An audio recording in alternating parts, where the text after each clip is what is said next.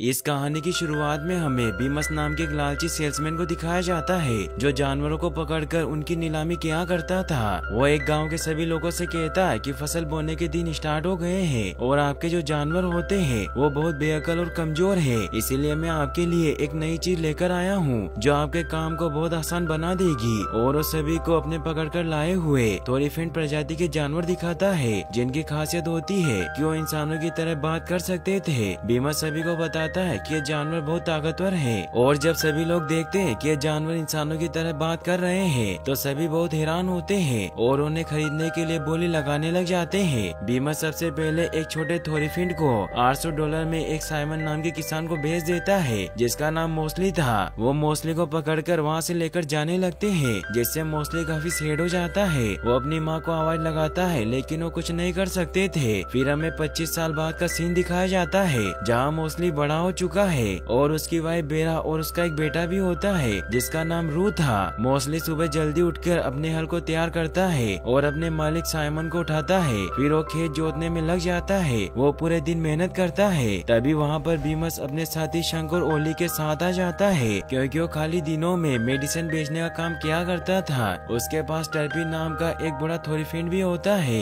जो उसके लिए बोझ ढोने का काम करता है। मोस्टली और रू उनसे मिलकर खुश होते हैं क्योंकि बचपन से मोस्टली टर्पिन को जानता था। बीमस साइमन को अपनी दवाइयाँ बेचने की कोशिश करता है लेकिन साइमन को उस पर शक हो जाता है, इसीलिए वो बीमस से पूछता है कि तुम सच सच बताओ कि तुम यहाँ क्या लेने आए हो। तो बीमस उसे बताता है कि रू काफी बड़ा हो गया है इसीलिए वो नीलामी के लिए तैयार है, लेकिन साइमन मना कर देता है। तो बीमस उसे कहता है कि तुम्हें एक बिजनेसमैन की तरह सोचना चाहिए क्योंकि मैं तुम्हें रू के बदले तुम्हारे खेत के पास की जमीन दे सकता हूँ। ये सुनकर मोस्टली साइमन के पास जाकर उसे समझाने की कोशिश करता है कि पास की जमीन में पत्थर और जड़ें हैं इसलिए वो जमीन बेकार है। लेकिन बीमस और उसके साथी साइमन का मजाक उड़ाते हैं कि क्या तुम अपने जानवर की बातें सुनते हो। तो साइमन मोस्टली पर गुस्सा होता उसे पत्थर से हिट करता है जिससे मोस्टली अंदर चला जाता है। रात को बेली मोस्टली को बताती है कि मैं प्रेग्नेंट हूँ। इससे वो बहुत खुश होता है और अपने बेड पर जाकर सो जाता है क्योंकि वो पूरे दिन काम करके बहुत थक गया था। रो मोस्टली के पास आता है और उसे कहता है कि मैंने मेरे छिपने के लिए एक गुफा ढूंढी है इसीलिए आपको वहाँ चलकर उसे देखना चाहिए। तो मोस्टली मना करता उसे कहता है कि मैं काफी थक चुका हूँ इसीलिए हम किसी और दिन चलेंगे क्योंकि मुझे कल बहुत काम करना है। तो रू से कहता है कि मैंने उन गुफाओं में हमारे चित्र देखे जिसमें हमारे हाथ थे जैसे इंसानों के होते हैं। तो इससे मोस्टली बहुत हैरान होता है और रू के साथ जाने के लिए तैयार हो जाता है। फिर वो दोनों जंगल की तरफ निकलते हैं। जुगनू भी रू के पास आते हैं क्योंकि वो रू को केव तक जाने का रास्ता बताते थे। वो दोनों उन जुगनुओं की मदद से उस केव तक पहुंच जाते हैं। वो केव जमीन के अंदर बनी हुई थी इसीलिए वो दोनों फिसलते हुए उस गुफा में पहुंच जाते हैं जहाँ थोरीफोन जैसे जानवरों के चित्र बने हुए थे जिनमें उनके हाथ थे, इसीलिए उन्हें अपराइट्स कहा जाता है। मोस्टली ये देखकर हैरान होता है कि वो थोरीफिंड अपने दो पैरों पर चलते हैं और उनके हाथ है जिनकी मदद से वो कोई भी काम कर सकते थे। रो अपने डेट को आगे लेकर जाता है क्योंकि वहाँ अपराइट्स तक पहुँचने का एक रास्ता बना हुआ था मगर आगे बहुत अंधेरा था, इसीलिए रू मोस्टली को बताता है कि मैं यहाँ से आगे नहीं गया क्योंकि जुगनू मेरे साथ नहीं जाते और मुझे अंधेरे से डर लगता है। फिर वो अपने पापा से पूछता है कि क्या अपराइट सच में होते हैं या फिर उनके चित्र किसी ने बनाए हैं। तो मोस्टली को अपने बचपन की बात याद आती है जब टर्पिन भी ऐसे ही चित्र बनाया करते थे और वो मोस्टली को बताते थे कि पहले हम भी अपराइट्स की तरह ही दो पैरों पर चला करते थे क्योंकि सैकड़ों सालों पहले थोरीफिंड के दो परिवार थे जिनमें से एक परिवार इंसानों के अत्याचार और बुराई से बचने के लिए उत्तर की तरफ निकल गए और थोरीफिंड का जो परिवार पीछे रह गया उन पर इंसानों ने अत्याचार किए जिससे वो जानवरों की तरह काम करने लगे और हमारी पीठ झुकी हुई बन गई और हमारे हाथ कुछ काम न आने की वजह से लुप्त होकर पैरों में बदल गए। तो मोस्टली उनसे पूछता है कि बाकी के अपराइट्स हमें बचाने क्यों नहीं आए। तो टर्पिन उसे बताते हैं कि अपराइट्स को लगता है कि आखिरी बचे हुए थोरीफिंड हैं, मगर कुछ लोगों का मानना है कि एक दिन थोरीफिंड हमें बचाने जरूर आएंगे। तभी वहाँ बीमस के भेजे हुए लोग और शिकारी वॉरफील्ड आ गए थे जो उन सभी छिपे हुए थोरीफिंड को पकड़कर ले गए और फिर बीमस ने उन्हें नीलाम कर दिया था। ये सभी बातें सोचकर मोस्टली काफी दुखी हो जाता है और उसे लगता है कि अपराइट्स कुछ नहीं होते क्योंकि उन्हें बचाने नहीं आए थे, इसीलिए वो रू को कहता है कि अपराइट्स असली नहीं है और ये चित्र हमें बहकाने के लिए बनाए गए हैं। तो रू भी उनकी बात मान लेता है और वो दोनों वहाँ से वापस घर लौट आते हैं। घर वापस आकर रू सो जाता है। तभी बेरा मोस्टली के पास आकर कहती है कि तुम्हें उस गुफा में आगे जाना चाहिए था, क्योंकि उस गुफा से हम अपराइट्स तक पहुंच सकते हैं। लेकिन उसकी बात नहीं सुनता और उसे कहता है कि ये सिर्फ एक परी कथा है और अपराइट्स कुछ नहीं होते। तभी उसे बीमस की आवाज सुनाई देती है, जो साइमन को रू को बेचने के लिए मना रहा था। साइमन पास वाली जमीन के बदले रू को बेचने के लिए मान जाता है, लेकिन वो एक शर्त रखता है कि जैसे ही दूसरा बछड़ा पैदा होगा तो रू को ले जा सकता है। ये सुनकर मोस्टली और बेला काफी डर जाते हैं। बेला मोस्टली को कहती है कि हमारे पास कोई रास्ता नहीं है, तुम्हें अपराइट्स तक पहुंचना ही होगा और उन्हें लेकर यहाँ आना होगा, क्योंकि वही हमें और हमारे बेटे को बचा सकते हैं। लेकिन मोस्टली उसकी बात नहीं मानता और उसे कहता है कि मैं सुबह साइमन से बात करूंगा। अगली सुबह साइमन अपने नए खेत को जोतने के लिए हल चलाने लगता है, लेकिन वो जमीन पूरी तरीके से खराब थी। मगर साइमन को लगता है कि मोस्टली नाटक कर रहा है, इसीलिए उसे बहुत कोड़े मारता है, जिससे मोस्टली अपना पूरा जोर लगाता उस हल को खींचने की कोशिश करता है। मगर इससे वो हल ही टूट जाता है और मोस्टली दूर गिर जाता है, जिससे साइमन को पता चलता है कि वो जमीन पूरी तरीके से बेकार है। इसीलिए वो बीमस पर गुस्सा होता उसे बहुत खरी खोटी सुनाता है। मोस्टली को बहुत गुस्सा आता है, क्योंकि वो समझ गया था कि वो इंसानों के प्रति चाहे कितने भी वफादार क्यों ना हो जाए, लेकिन वो हमेशा उन पर अत्याचार करेंगे। इसीलिए वो डिसाइड करता है कि वो अपराइट्स को ढूंढ लेगा और अपने परिवार को इंसानों से आजाद करवाएगा। रो अपने डेड के पास जाता है तो मोस्टली उसे कहता है कि मैं अपराइट्स को ढूंढने जा रहा हूँ और जब तक मैं वापस न लौटूं तब तक तुम एक पापा की तरह अपनी माँ का ख्याल रखना और उनके सारे काम करना। तो रू भी उनकी बात मान लेता है और मोस्टली फुल स्पीड में गुफा की तरफ रन करने लग जाता है। साइमन और बीमस उसका पीछा करते हैं, लेकिन उसे पकड़ नहीं पाते और मोस्टली एक चट्टान के नीचे छिप जाता है। साइमन इससे बहुत गुस्सा हो जाता है और वो बेला के पास जाकर उसे पूछता है कि वो कहाँ गया है, लेकिन बेला उसे कुछ नहीं बताती। तो साइमन गुस्से में उस घर के गेट पर ताला लगा देता है ताकि वो यहाँ से बाहर न जा सके। बीमस साइमन को कहता है कि मैं मोस्टली को वापस ला सकता हूँ, लेकिन तुम्हें इसके लिए कुछ कीमत चुकानी होगी। लेकिन वो बीमस की बातों पर ध्यान नहीं देता और उस पर गुस्सा होकर वहाँ से चला जाता है। शंख बीमस को कहता है कि अब हमें यहाँ से चलना चाहिए। तो बीमस उसे कहता है कि अभी तो हम यहाँ से जा रहे हैं, लेकिन हम कल वापस आएंगे, क्योंकि हम वॉरफील्ड शिकारी को लेने जा रहे हैं जो थोरीफेंड को पकड़ने में माहिर है। और वो वॉरफील्ड के गाँव में पहुँच जाते हैं। गाँव के सभी लोग बीमस पर गुस्सा होते हैं, क्योंकि उसने सभी को नकली दवाइयाँ बेची थी। लेकिन बीमस उनकी बात नहीं सुनता और वो वॉरफील्ड से मिलने के लिए बाहर में चला जाता है। बाहर एक थोरीफेंड बंधा हुआ होता है, जिसे हाल ही में वॉरफील्ड ने पकड़ा था, जो काफी डरा और सहमा हुआ था। इसीलिए टर्पिन उसके पास जाते हैं तो उन्हें बताता है कि उत्तर की तरफ जंगल में एक सिंकहोल है, जिसमें मुझे गुफाएं मिली थी जहाँ अपराइट्स के चित्र बने हुए थे। इसीलिए मैं आगे बढ़ा, लेकिन वो वॉरफील्ड का बनाया हुआ ट्रैप था। वही हमें मोस्टली को दिखाया जाता है जो उन अपराइट्स की गुफाओं में आगे बढ़ता है, लेकिन वो वॉरफील्ड के बनाए हुए गड्ढे में फंस जाता है। मोस्टली बाहर निकलने की कोशिश करता है, लेकिन वो निकल नहीं पाता। वो देखता है कि वहाँ थोरफिंड के कटे हुए सिंग और तलवारें पड़ी हुई है, जिससे वो काफी डर जाता है। वही फिर अगले दिन हमें वॉरफील्ड को दिखाया जाता है जो बीमस के साथ साइमन के फार्म पर आ जाता है। साइमन वॉरफील्ड शिकारी को कहता है कि मैं तुम्हें मोस्टली को ढूंढ कर लाने के लिए $350 दे सकता हूँ। तो वॉरफील्ड मोस्टली को ढूंढने के लिए निकल जाता है। ये देखकर रू उसे रोकने के लिए दौड़ने लगता है, लेकिन टर्पिन उसे रोक लेते हैं और कहते हैं कि मैं जानता हूँ कि वो तुम्हारे डेट के साथ क्या करेगा, लेकिन तुम्हें यही रुकना होगा क्योंकि तुम्हारी मॉम को तुम्हारी जरूरत है और बहुत ही जल्द बछड़ा आने वाला है, इसीलिए तुम्हें उसके लिए तैयार रहना होगा। तो रू भी उनकी बात समझ जाता है। बीमस अपने साथी शंक और ओली को बताता है कि वॉरफील्ड ने जंगल में एक ट्रैप बिछा रखा है, जिससे सभी थोरीफेंड उसके जाल में फंस जाते हैं, इसीलिए तुम्हें उस जाल का पता लगाना चाहिए। शंक को यह आइडिया काफी अच्छा लगता है, इसीलिए वो वॉरफील्ड का पीछा करने लग जाते हैं। वही मोस्टली काफी डरा हुआ उस गड्ढे से बाहर निकलने की कोशिश कर रहा होता है, लेकिन वो ऐसा नहीं कर पाता क्योंकि वो गड्ढा काफी गहरा था। तभी वॉरफील्ड वहाँ आ जाता है। वो मोस्टली को कहता है कि मैं तुम्हें साइमन के पास वापस लेकर जा रहा हूँ, लेकिन उससे पहले मैं तुम्हारे सिंग काट लूंगा, जिससे वो काफी डर जाता है। तभी वोली और शंक भी वहाँ आ जाते हैं और उन्हें लगता है कि ये सारे चित्र वॉरफील्ड ने बनाए हैं। वॉरफील्ड ये देखकर कि वो दोनों उसका राज खोल देंगे, इसीलिए उन दोनों को भी पकड़कर अपने गड्ढे में डाल देता है। लेकिन इससे मौका पाकर मोस्टली ओली की मदद से उस गड्ढे से बाहर निकल जाता है और वहाँ से भागने लगता है। वो एक झरने के किनारे पहुँचता है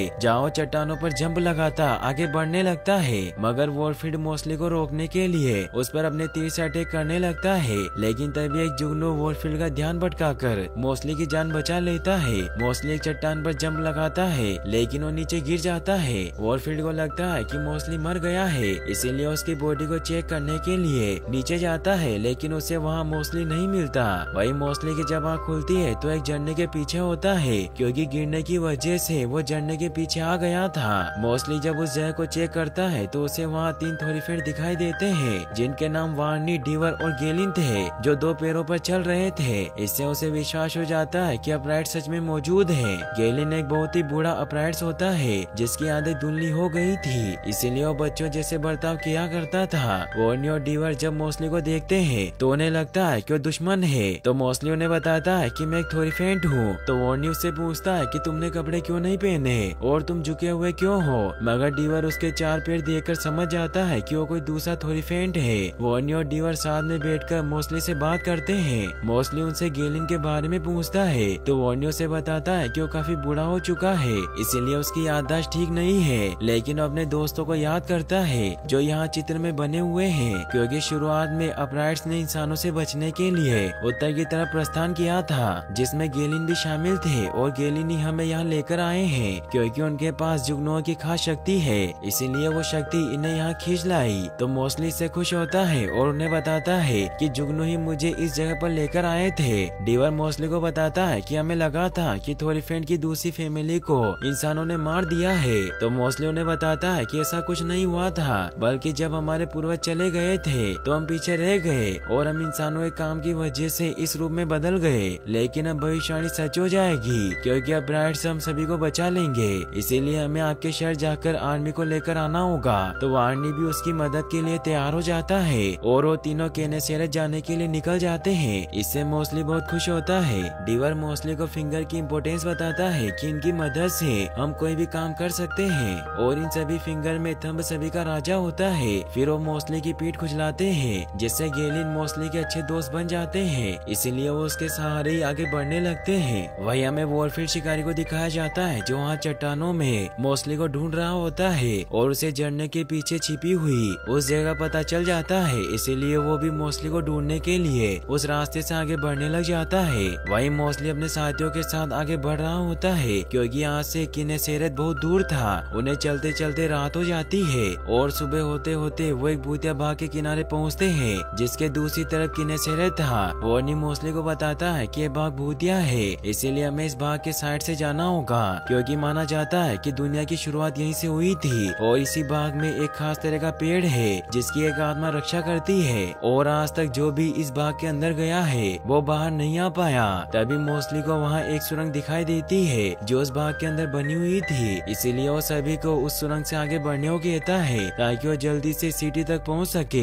मगर जब वो सभी उस सुरंग से आगे बढ़ते हैं तो उस सुरंग भूतिया होने की वजह से सभी पेड़ उनके ऊपर गिरने लगते हैं, मगर वो किसी तरह से वहाँ से बचकर वापस बाहर आ जाते हैं। फिर वो साइड से आगे बढ़ने लगते हैं और रात को एक जगह पर रुककर आराम करते हैं। मोस्टली वहाँ सभी को अपने परिवार के बारे में बताता है और कहता है कि मैं अपने परिवार को बचाना चाहता हूँ, इसीलिए हमें जल्दी केनेसेरेस से सेना लेकर आना होगा। फिर वो सभी सो जाते हैं। रात को जब मोस्टली की आँख खुलती है तो वो देखता है कि गेलिन जुगनुओं के पीछे कहीं जा रहे हैं। तो मोस्टली डीवर और वार्नी को इस बारे में बताता है और वो सभी गेलिन के पीछे पीछे एक चट्टान पर पहुंच जाते हैं, क्योंकि गेलिन को पता चल गया था कि वॉरफील्ड शिकारी उनके पीछे है। तभी वॉरफील्ड वहाँ आ जाता है। वार्नी और डीवर उसका ध्यान भटकाने की कोशिश करते हैं, मगर गेलिन मोस्टली को बताते हैं कि हमें इन जुगनुओं पर विश्वास करना होगा, क्योंकि हमें यहाँ से ले जा सकते हैं। तो मोस्टली उनकी बात मान लेता है और वो क्लिप से नीचे कूद जाता है, जिससे वो जुगनुओं के साथ उड़ने लगता है। ये देखकर वार्नी भी नीचे कूद जाता है, जिससे जुगनू उन सभी को बचाकर शिकारी से बहुत दूर ले आते हैं। इससे वार्नी और डीवर को भी विश्वास हो जाता है कि उन जुगनुओं में जादुई शक्ति थी। फिर वो सभी जल्दी से आगे बढ़ने लग जाते हैं, क्योंकि वॉरफील्ड अभी भी उनके पीछे था।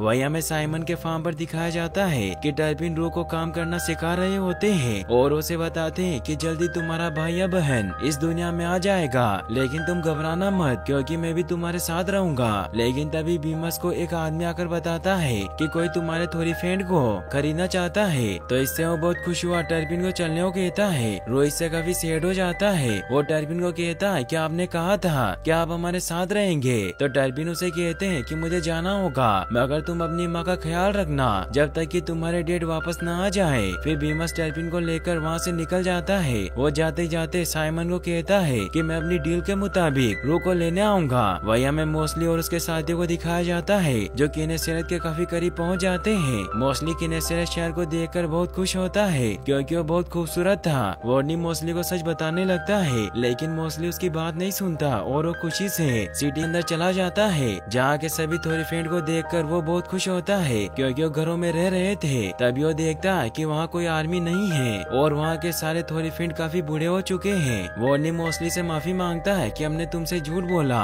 कि किनेसेरेत में आर्मी है और मैं तुम्हें सब कुछ बताने वाला था। तो मोस्टली उसे कहता है कि तुमने मुझसे झूठ क्यों बोला। तो वॉर्नी उसे बताता है कि हम सभी मर रहे हैं क्योंकि हमारे यहाँ 100 सालों से कोई भी बच्चा पैदा नहीं हुआ, इसीलिए जल्दी हम सब में से कोई भी जिंदा नहीं बचेगा। लेकिन हमें इस बात का कोई दुख नहीं है बल्कि दुख इस बात का है कि इंसान हमें कम समझते हैं और तुम भी खुद को कम आंकते हो, इसीलिए तुम खुद इंसानों का सामना नहीं कर पाए और इंसानों ने तुम्हें अपना पालतू जानवर बना लिया। मगर अब ऐसा नहीं होगा क्योंकि हम सभी तुम्हारे साथ हैं और हम मिलकर तुम्हारे परिवार को बचाएंगे। मगर मोस्टली अपनी पूरी हिम्मत हार चुका था, इसीलिए सभी को कहता है कि मैं अपने परिवार के पास वापस जा रहा हूँ क्योंकि मुझे नहीं लगता कि हम इंसानों का सामना कर पाएंगे। तो वॉर्नी उसे कहता है कि हमें रानी से बात करनी चाहिए। तो मोस्टली भी मान जाता है। फिर रात को महल में सभा बुलाई जाती है। मोस्टली देखता है कि वो महल उस भूतिया बाग के आगे बनाया गया है। तो वॉर्नी मोस्टली को बताता है कि यह शहर हमारे पूर्वजों ने बनाया था मगर फिर हमारे इस शहर को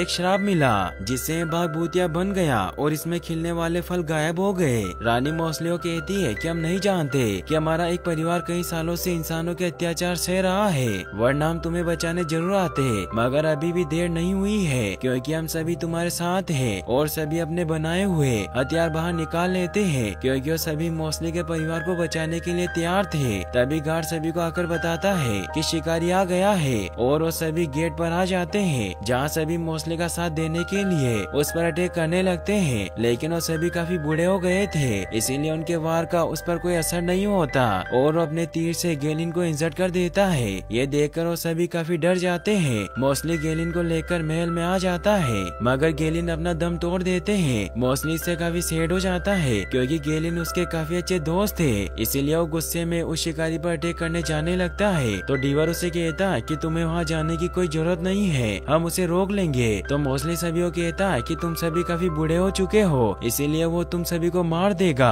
और तुम सभी भी मेरा परिवार हो, इसीलिए मैं तुम सभी को मरने नहीं दे सकता। तभी उसे जुगनू दिखाई देते हैं जिससे उसे आइडिया आता है कि उसे शिकारी को लेकर भूतिया बाग में लेकर जाना चाहिए ताकि वो उसे उस बाग में फंसा सके। तो डीवर मोस्टली को कहता है कि तुम ऐसा नहीं कर सकते क्योंकि इससे तुम खुद भी उस बाग में फंस जाओगे या फिर मर जाओगे। तो मोस्टली उसे कहता है कि मुझे करना ही होगा। तो रानी उसे कहती है कि जब तुम बाग में जाओगे तो तुम्हें वहाँ एक जीवित वृक्ष दिखाई देगा और अगर तुम्हें वो पेड़ मिल जाए तो तुम उसका फल खा लेना जिससे तुम भी अपराइट्स बन जाओगे। वही हमें बेरा को दिखाया जाता है जिसकी प्रसव पीड़ा स्टार्ट हो जाती है। तो रू को साइमन को बुलाकर लाने को कहती है क्योंकि उसे बहुत दर्द हो रहा था। तो रू साइमन के पास जाता है और हिम्मत करके साइमन को जगह देता है और उसे कहता है कि मेरी माँ को तुम्हारी जरूरत है। तो साइमन भी बेरा की मदद करता है। वही हमें किनेसेरेत में दिखाया जाता है कि वॉरफील्ड शिकारी गेट को तोड़कर अंदर आ गया था। मोस्टली उसे अपने पीछे आने के लिए भड़काने लगता है जिससे वॉरफील्ड भी उसके पीछे पीछे बाग में चला जाता है जहाँ चारों तरफ काफी बड़े बड़े पेड़ थे। मोस्टली को जुगनू दिखाई देते हैं इसीलिए उनके पीछे जाता है तो उसे जादुई पेड़ दिखाई देता है। यह देखकर वॉरफील्ड उसे रोकने की कोशिश करता,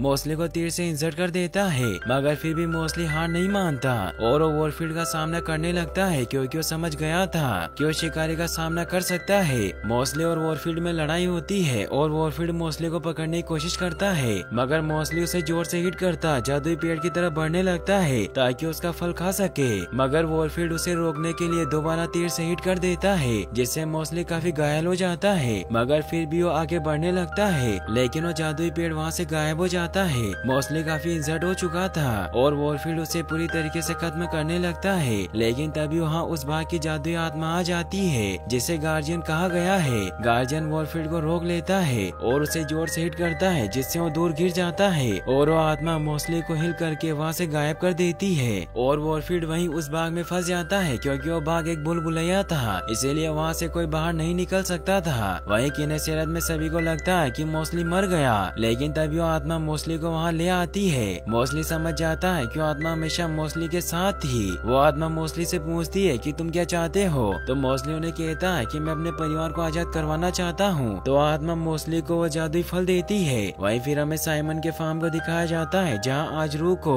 बीमस नीलामी के लिए लेकर जाने वाला था, क्योंकि बेरा की बेटी रोजी पैदा हो गई थी। बेरा काफी दुखी होती है और रू अपनी बहन रोजी को कहता है कि माँ का ख्याल रखना, और बीमस रू को लेकर वहाँ से जाने लगता है। तभी बेरा देखती है कि एक अपराध उनकी तरफ आ रहा है, जो और कोई नहीं बल्कि मोस्टली होता है। बेरा ये देखकर काफी खुश होती है क्योंकि मोस्टली का आकार काफी बड़ा था। मोस्टली साइमन को कहता है कि मैं यहाँ अपने परिवार को लेने आया हूँ। तो साइमन गुस्से में मोस्टली पर कोड़े से अटैक करने लगता है, लेकिन मोस्टली उसे पकड़ लेता है और उसे दूर पटक देता है। फिर वो अपनी फैमिली से मिलता है और उन्हें भी वो जादुई फल खिलाता है, जिससे वो सभी अपराइट्स में तब्दील हो जाते हैं और वो सभी खुश होते हैं। फिर वो किनेसेरेत की तरफ निकल जाते हैं और यहीं पर इस मूवी की हैप्पी एंडिंग हो जाती है। गाइस, मुझे उम्मीद है कि आपको ये वीडियो पसंद आई होगी, इसीलिए हम इस वीडियो का लाइक टारगेट 10 के रखते हैं और मुझे उम्मीद है कि आप इस टारगेट को जरूर पूरा करेंगे। और अगर आपने अभी तक हमारे चैनल को सब्सक्राइब नहीं किया है तो जल्दी से सब्सक्राइब कर लीजिए। Thanks for watching.